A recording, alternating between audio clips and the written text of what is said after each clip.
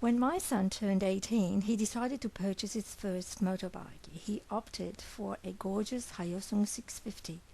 That one he could use for a few years. It was a learner legal and still restricted to the power ratio allowed in our state. Now, like many modders, I was initially not very keen on the idea of a motorbike, but then I thought about it and decided, well, to support him the best I could. After all, no matter how old we are reassured when we get our parents' approval. I booked him in his learner's course, and I booked myself too. We both went together and had a day of fun, but also of challenges, especially for me. I was so scared when I started. Then the Hyosung 650 entered in our lives. We had a few bikers friends who talked and gave him many recommendations, but after all, everything comes with practice, practice, and practice. I accompanied him on his first bike ride, sitting on the back of a friend's rider.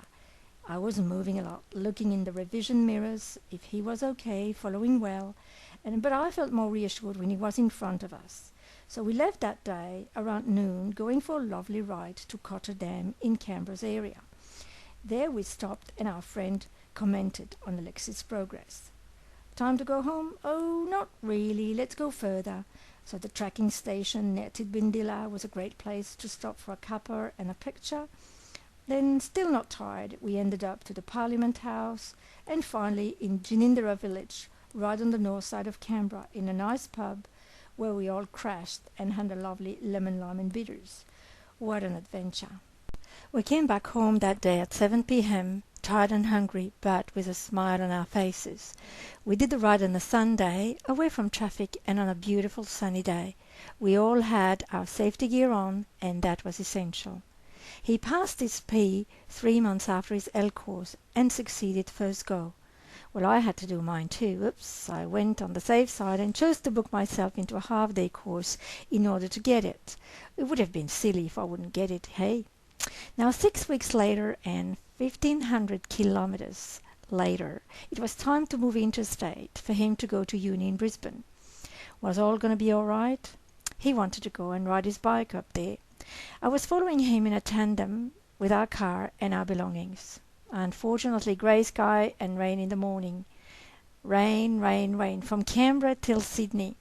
And what he learned was, he's grateful to all the vehicles that have their lights on in a rainy weather. Sometimes the visor doesn't allow a perfect visibility. He would prefer that trucks wouldn't cut him off after overtaking him, especially with the rain. He couldn't see anything sometimes. He put a fluo jacket on to be seen, and that was a really good move. That was good.